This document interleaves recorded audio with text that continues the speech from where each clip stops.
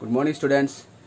आशा करता हूँ कि तुम सब अपने अपने घरों पे स्वस्थ हो, खुश हो और सबको गणेश चतुर्थी का हार्दिक हार्दिक शुभकामनाएं, हार्दिक हार्दिक बधाई।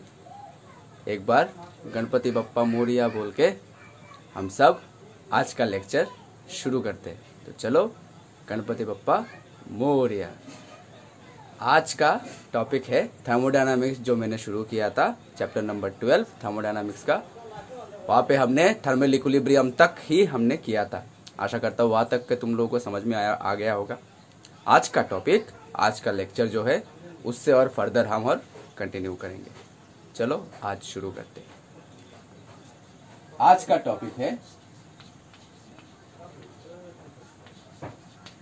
Zeroth law of thermodynamics, zeroth law of thermodynamics. यहां से आज हम शुरू करेंगे, ठीक है। जीरोथ लॉ ऑफ थर्मोडायनामिक्स, ये थर्मल इक्विलिब्रियम क्या था उस दिन हमने देखा था। अगर दोनों तरफ का सिंक और हॉट और सिंक दोनों का टेम्परेचर अगर हमारा इक्वल हो जाए तभी हम कहेंगे कि दोनों सिस्टम थर्मल इक्विलिब्रियम पे है, ठीक है। उसी थर्मल इक्विलिब्रियम के कॉन्सेप्ट के ऊपर आज हम करेंगे जीरोथ लॉ ऑफ थर्मोडायनामिक्स। ये टॉपिक का नाम उतार लो।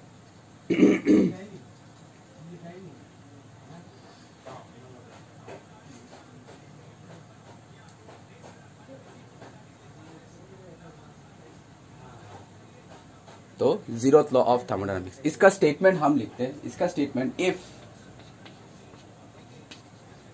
To system are in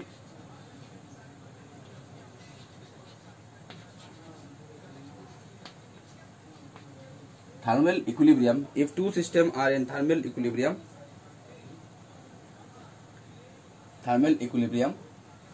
if two systems are in thermal equilibrium, then the third system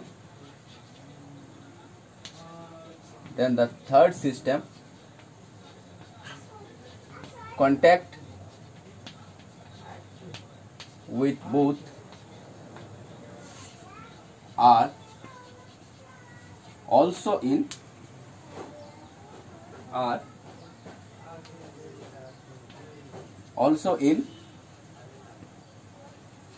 thermal equilibrium,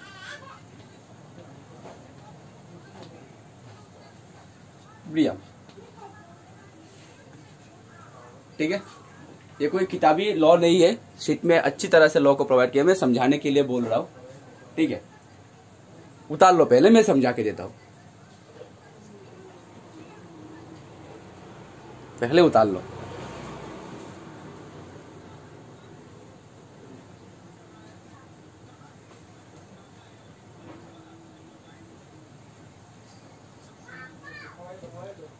तो if two system are in thermal equilibrium, अगर दो सिस्टम ऑलरेडी थर्मल इक्विलिब्रियम पे है, अगर दो सिस्टम ऑलरेडी थर्मल इक्विलिब्रियम पे है तो इन दोनों के साथ कांटेक्ट में है ऐसा थर्ड सिस्टम भी थर्मल इक्विलिब्रियम पे ही रहेगा।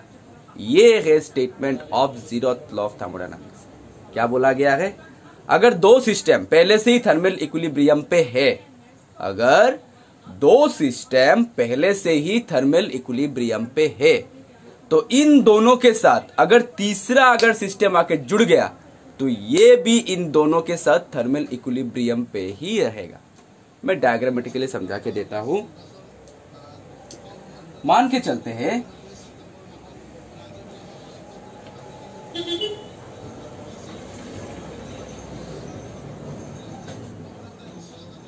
ठीक है, ये हमारा एक सिस्टम ए है, ये हमारा सिस्टम बी है।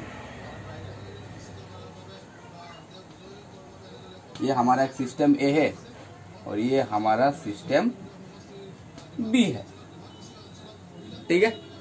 तो बोला गया है अगर ये दोनों सिस्टम थर्मल इक्विलिब्रियम पे है, यानी अगर पकड़ के चलते इसका टेम्परेचर अगर T1, तो अगर सिस्टम बी का टेम्परेचर अगर हमारा T2, तो ये दो हमारा थर्मल इक्विलिब्रियम पे है, यानी T1 इक्वल्स टू T2 है हमारा। ठीक है, T1 इक्वल्स टू T2 है हमारा। अगर ये दोनों सिस्टम थर्मल इक्विलिब्रियम पे है तो इन दोनों के साथ कांटेक्ट में रहने वाला थर्ड सिस्टम भी थर्मल इक्विलिब्रियम पे ही रहेगा, यानी इन दोनों के साथ अगर कांटेक्ट में अगर तीसरा सिस्टम अगर हम ड्रॉ करें, इन दोनों के साथ कांटेक्ट में रहने वाला अगर तीसरा सिस्टम अगर हम ऐसे ड्रॉ करें, ये सारे कांटेक्ट में है, ये सारे कांटेक्ट में है, कांटेक्ट में रहना चाहिए। ठीक है, ये दोनों ए और बी कांटेक्ट में है, इसीलिए दोनों थर्मल इक्विलिब्रियम पे। तो अगर ये हमारा एक थर्ड सिस्टम है सी, ये हमारा थर्ड सिस्टम, ठीक है, तो zeroth law of thermodynamics state बोलता है कि अगर ये दोनों सिस्टम अगर थर्मल इक्विलिब्रियम पे है तो इन दोनों के साथ तीसरा सिस्टम भी थर्मल इक्विलिब्रियम पे ही रहेगा। अगर पकड़ के चलते हैं, अगर तीसरा सिस्टम का टेम्परेचर है हमारा T3, तो according to zeroth law of thermodynamics T1 is equals to T2 is equals to T3। ये है mathematical form of zeroth law of thermodynamics. ठीक है, इसका कोई प्रूफ नहीं है, थियोरिटिकल है, सिर्फ स्टेटमेंट है और कुछ मैथमेटिकल ऐसा।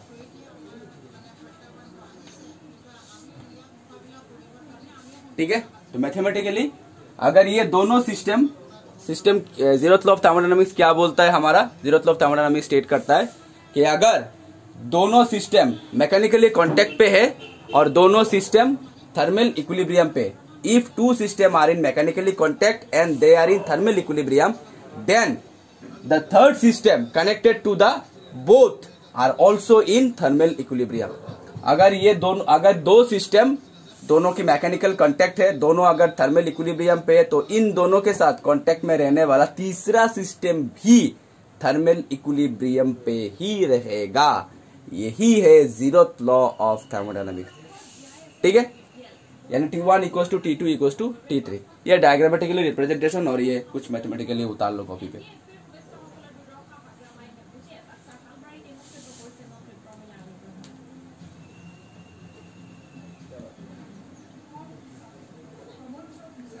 चलो अभी हम देखेंगे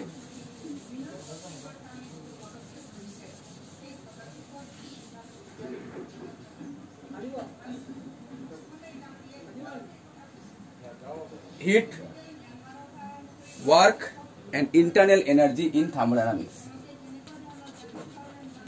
Heat, work done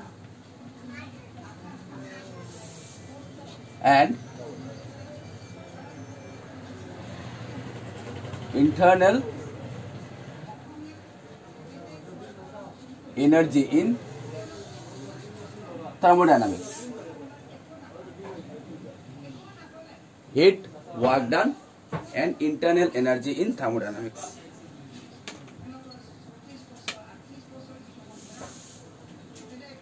ठीक है, अब हीट का फ्लो कब होता है? सिस्टम से सराउंडिंग्स की ओर या सराउंडिंग से सिस्टम की ओर हीट का फ्लो कब होता है? जब टेम्परेचर डिफरेंस हो। ठीक है, हीट फ्लो तभी होता है, मैंने कहा था थर्मल प्रॉपर्टीज ऑफ मैटर पे मैंने कहा था हीट का फ्लो, थर्मोडायनामिक्स मींस हीट का फ्लो, और हीट का फ्लो तभी हो सकता है जब टेम्परेचर डिफरेंस हो। ठीक है, सिस्टम का टेम्परेचर हो कुछ, सराउंडिंग का टेम्परेचर हो कुछ, दोनों का अगर टेम्परेचर का अगर इक्वल हुआ तो थर्मल इक्विलिब्रियम पे है, अगर इक्वल नहीं हुआ टेम्परेचर का डिफरेंस है तभी हीट का फ्लो होगा। कब तक फ्लो होगा? जब तक दोनों सिस्टम और सराउंडिंग्स का हमारा टेम्परेचर इक्वल ना हो जाए, थर्मल इक्विलिब्रियम सेटअप ना हो जाए। ठीक है, अच्छा, तो हीट अगर कोई बॉडी, ठीक है, heat is the exchange of energy. Heat तो हमारा एनर्जी है, तो एक्सचेंज ऑफ एनर्जी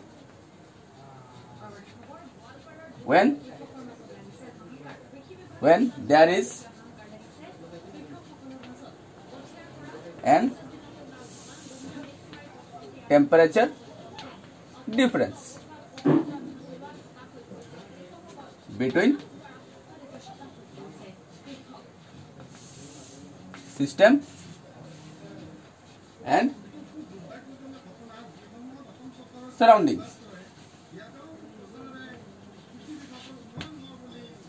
ठीक है, तो हीट क्या है? Exchange of energy. हीट क्या है? Exchange of energy when there is an temperature difference between system and surroundings. अगर सिस्टम और सराउंडिंग्स के बीच का अगर टेम्परेचर का डिफरेंस हुआ तभी हमारा हीट का फ्लो होगा। अगर टेम्परेचर डिफरेंस नहीं है तो हम कंसीडर करेंगे दोनों बॉडी थर्मल इक्विलिब्रियम पे है। लेकिन हीट का flow, heat exchange of energy, heat का फ्लो तभी होता है, एक्सचेंज ऑफ एनर्जी तभी होता है जब दोनों सिस्टम और सराउंडिंग्स के बीच का हमारा टेम्परेचर का कुछ डिफरेंस होता है। ये हीट का फ्लो कब तक चलेगा? जब तक दोनों के बीच में हमारा थर्मल इक्विलिब्रियम सेटअप ना हो जाए। ठीक है, नेक्स्ट है हमारा work done.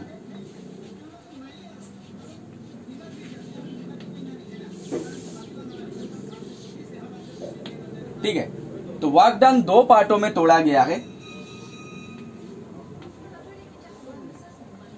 Work done by the system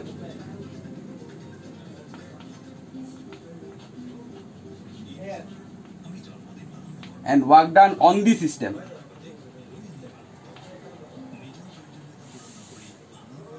ठीक है, हम साइन कन्वेंशन बाद में देखेंगे कि बाय द सिस्टम पे वर्क डन क्या होता है और ऑन द सिस्टम पे वर्क डन क्या होता है।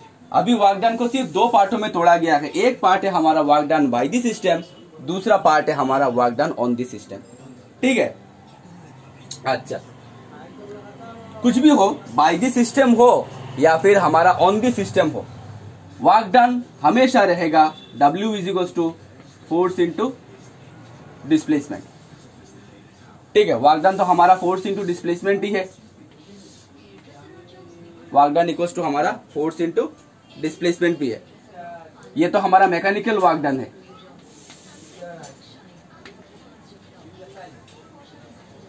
ये तो हमारा मैकेनिकल वर्क डन है। ठीक है, एंड थर्मोडायनामिकल वर्क डन। अगर work done by the system हुआ तो मान के चलते, अगर वर्क डन अगर हमने एक ऐसा एक सिस्टम बनाया जिसमें पिस्टन है। ठीक है, मान के चलो एक ट्यूबवेल को पकड़ लेते हैं हम, एक ट्यूबवेल को पकड़ लेते हैं ऐसे।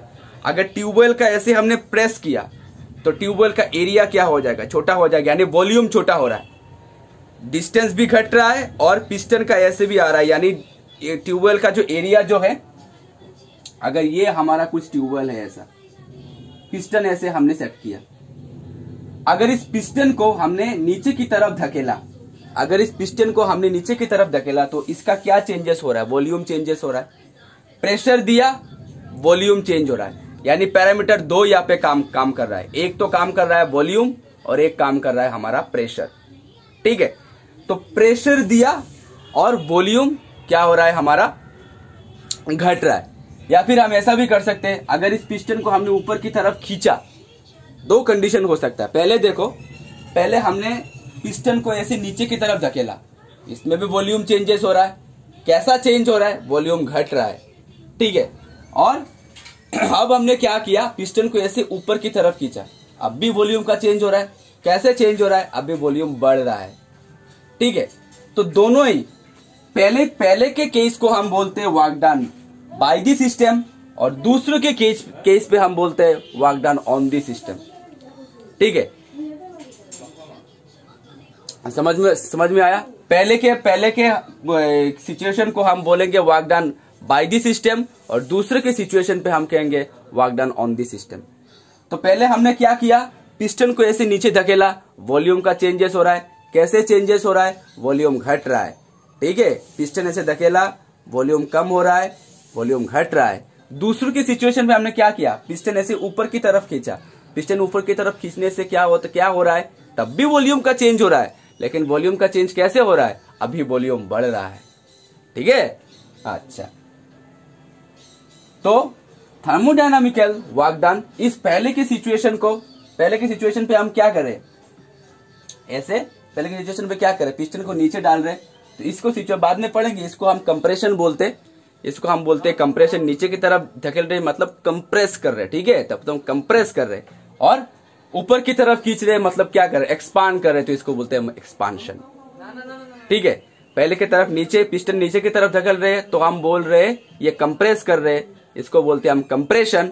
और दूसरे की सिचुएशन पे पिस्टन को ऊपर की तरफ खींचा जा रहा है तभी हम बोलेंगे एक्सपांशन, ठीक है। तो दोनों में ही वर्क डन हो रहा है, दोनों में ही वर्क डन हो रहा है। एक हो रहा है work done on the system, एक हो रहा है work done by the system, ठीक है। तो थर्मोडायनामिकल, यहाँ पे थर्मोडायनामिकल चेंजेस आ रहा है, थर्मोडायनामिकल पैरामीटर्स पे भी चेंजेस आ रहा है। तो थर्मोडायनामिकल वर्क डन, थर्मोडायनामिकल वर्क डन हमेशा, थर्मोडायनामिकल वर्क डन हमेशा W इज इक्वल टू होता है PdV, P into dV। dV यानी चेंजेस वॉल्यूम, dV यानी चेंजिंग इन वॉल्यूम, और P तो हमारा प्रेशर, ठीक है। ये तो हो गया हमारा mechanical work done, W is equal to FdX, work done equal to force into displacement, ये तो हम जानते हैं, तो हमारा मैकेनिकल वर्क डन है। और thermodynamical work done W is equal to PdV, ठीक है, क्योंकि यहाँ पे प्रेशर के साथ साथ वॉल्यूम चेंजेस हो रहा है। कैसे वॉल्यूम चेंजेस हो रहा है, एक बार एक्सपांशन की वजह से वॉल्यूम चेंजेस हो रहा है, एक बार कंप्रेशन की वजह से वॉल्यूम चेंजेस हो रहा है। कंप्रेशन में वॉल्यूम घटता है, एक्सपांशन में वॉल्यूम बढ़ता है, ठीक है। तो चेंजेस हो रहा है हमारा वॉल्यूम किसके साथ, प्रेशर के साथ। यही जो मल्टीप्लीकेशन है, प्रेशर इंटू वॉल्यूम, ये है हमारा थर्मोडायनामिकल वर्क डन, ठीक है। उतार लो ये कॉपी पे।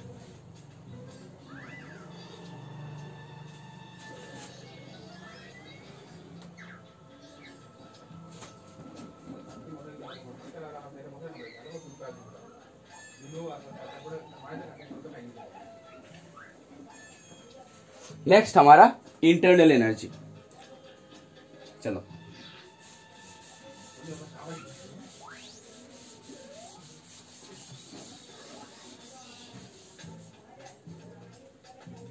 नेक्स्ट हमारा internal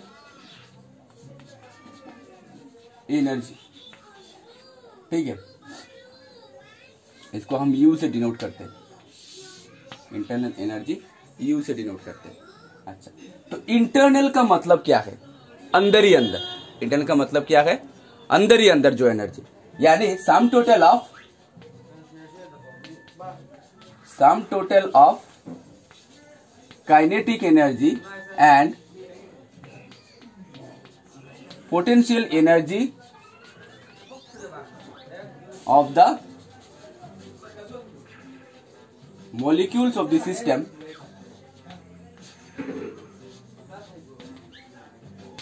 called internal energy,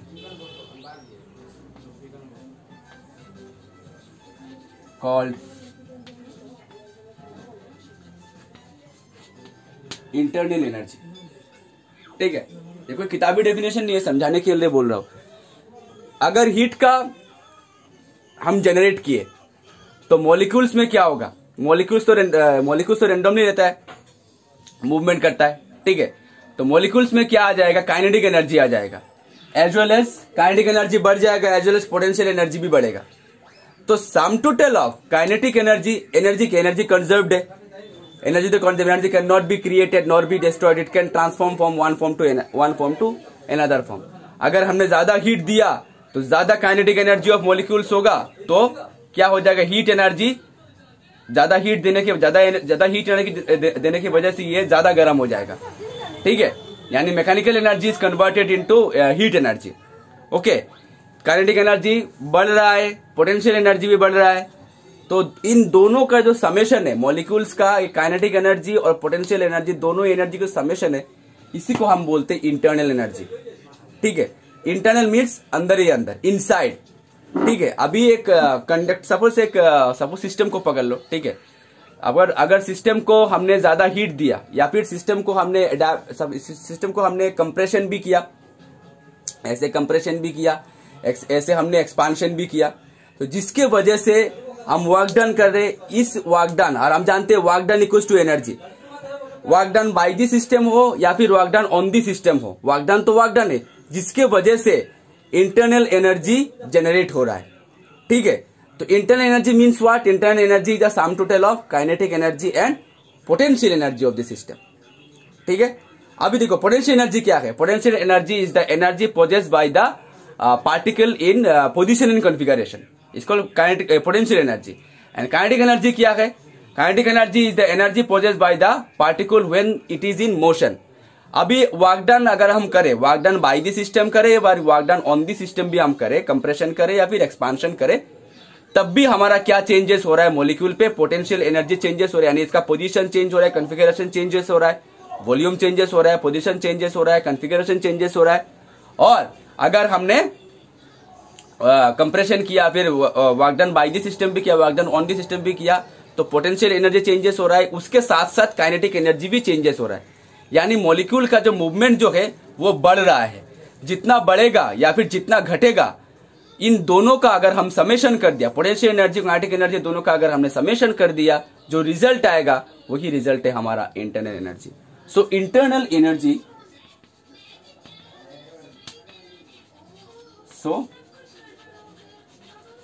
internal energy U is equals to kinetic energy plus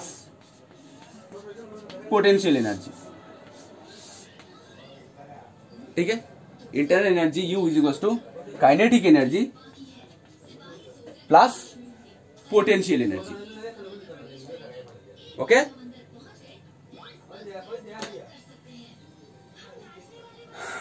उतार लो।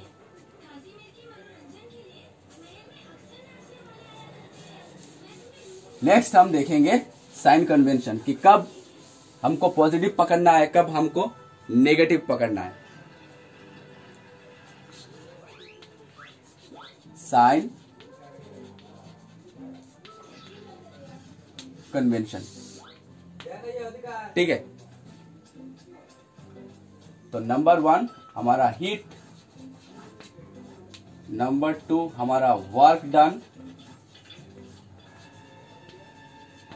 एंड नंबर 3 हमारा इंटरनल एनर्जी।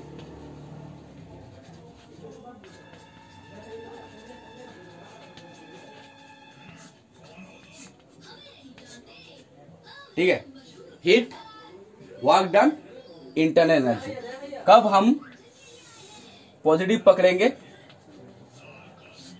और कब हम इसे नेगेटिव पकड़ेंगे। ठीक है,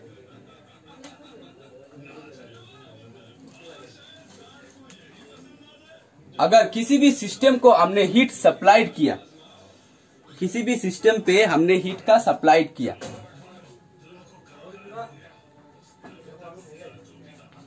किसी भी सिस्टम पे हमने हीट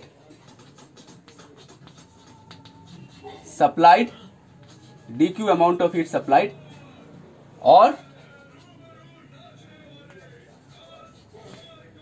और हीट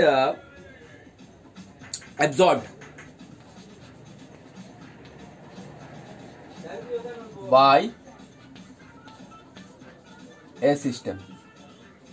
ठीक है, अगर हीट सिस्टम पे हमने सप्लाई किया, dq अमाउंट ऑफ हीट अगर हमने बॉडी पे, सिस्टम पे अगर हमने सप्लाई किया, तभी हम पकड़ेंगे हीट का वैल्यू, हीट का साइन क्या होगा हमारा? पॉजिटिव। ठीक है, तभी हम हीट का साइन हम क्या पकड़ेंगे? पॉजिटिव पकड़ेंगे। ठीक है, अच्छा, और अगर हमने हीट को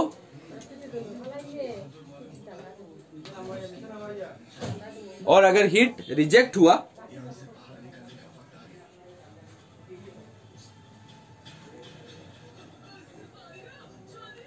ठीक है, और अगर हीट हमने विड्रॉ किया, सप्लाई नहीं, हीट विड्रॉ,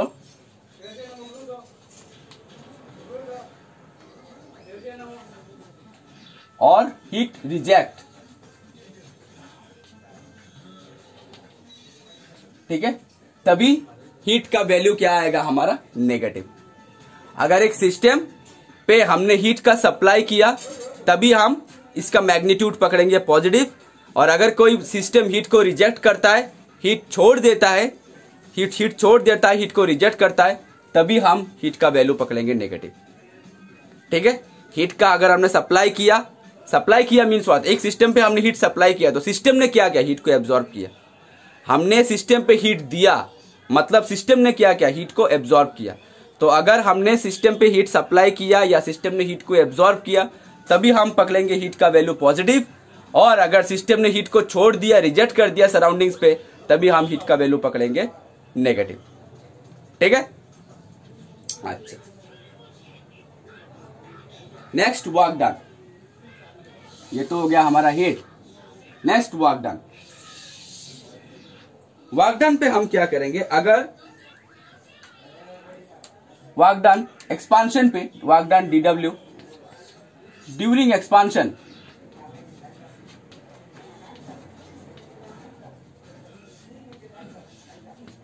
ड्यूरिंग एक्सपांशन, ठीक है, हम पकड़ेंगे वर्क डन, पकड़ेंगे positive.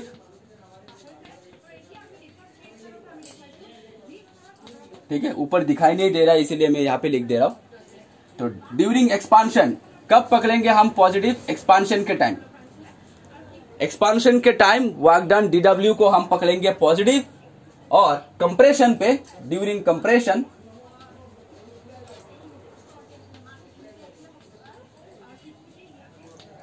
During compression work done को पकड़ेंगे हम नेगेटिव। ठीक है। एक्सपांशन के टाइम हम पकड़ेंगे पॉजिटिव, और कंप्रेशन के टाइम हम पकड़ेंगे वर्क डन नेगेटिव। ठीक है, समझ में आया। हीट अगर सप्लाई हुआ तब पॉजिटिव, हीट अगर रिजेक्ट हुआ तब नेगेटिव। वर्क डन एक्सपांशन के टाइम पकड़ेंगे पॉजिटिव, कंप्रेशन के टाइम पकड़ेंगे नेगेटिव। ठीक है। और तीसरा इंटरनल एनर्जी, अगर टेम्परेचर बढ़ा, temperature increase, temperature increase, then internal energy taken will be positive, and if temperature decrease,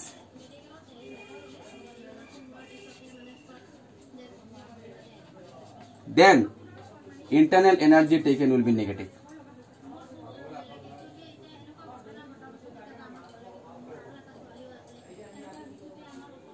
ठीक है। इंटरनल एनर्जी को पॉजिटिव हम कब पकड़ेंगे, अगर टेम्परेचर बढ़ा, ज्यादा टेम्परेचर होगा तो ज्यादा इंटरनल एनर्जी होगा, ज्यादा काइनेटिक एनर्जी होगा, ज्यादा पोटेंशियल एनर्जी होगा, सम टोटल भी ज्यादा ही होगा। ठीक है। तो इंटरनल एनर्जी को हम पॉजिटिव कब पकड़ेंगे, जब टेम्परेचर बढ़ेगा, और नेगेटिव हम कब पकड़ेंगे, जब टेम्परेचर घट जाएगा। ठीक है। वर्क डन को पॉजिटिव हम कब पकड़ेंगे, वर्क डन को पॉजिटिव हम पकड़ेंगे तब जब एक्सपांशन होगा, और नेगेटिव हम कब पकड़ेंगे, जब कंप्रेशन होगा। हमारा हीट अगर सप्लाई हुआ या एब्जॉर्ब हुआ तब हम हीट को पकड़ेंगे पॉजिटिव, और अगर हीट रिजेक्ट हुआ तब हम पकड़ेंगे हीट को नेगेटिव। ठीक है। यानी इन तीनों केसेस पे हम पकड़ेंगे पॉजिटिव। यानी हीट, यानी अगर कंप्रेशन हो, देखो अगर एक्सपांशन होता है, यहां से देखो कंक्लूजन हम निकाल लेते, यहां से कंक्लूजन हम निकाल लेते। अगर एक्सपांशन होता है तो हीट सप्लाई भी होगा, हीट एब्जॉर्ब भी होगा, और इंटरनल एनर्जी बढ़ेगा। If the work done is expansion, if in expansional work done, then heat will be supplied, and internal energy will also increase. And if work done in compression, if in compressional work done, heat will reject and internal energy will decrease. Understood? ये जो table मैंने बनाया फटाफट उतार लो।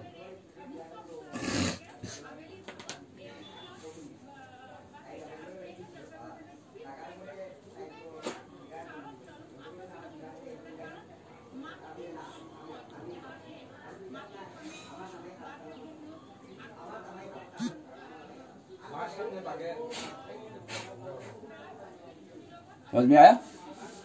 चलो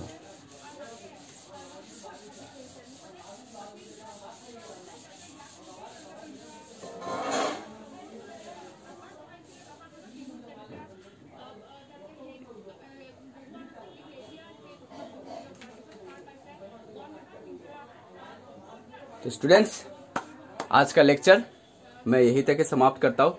आशा करता हूँ यहाँ तक तुम लोगों को समझ में आ गया होगा। एक होमवर्क तुम लोगों को देता हूँ। होमवर्क वही है कि what is the conclusion behind, नहीं मैं क्वेश्चन लिख के दे देता हूँ।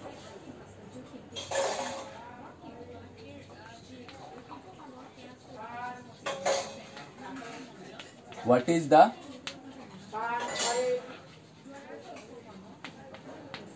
conclusion, what is the conclusion behind the reason? Number 1, during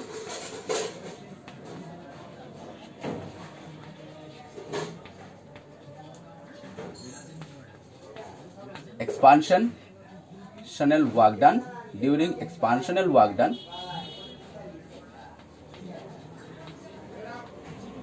and number B,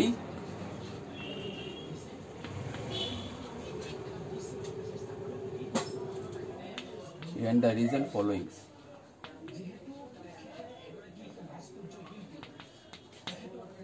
And during compressional work done.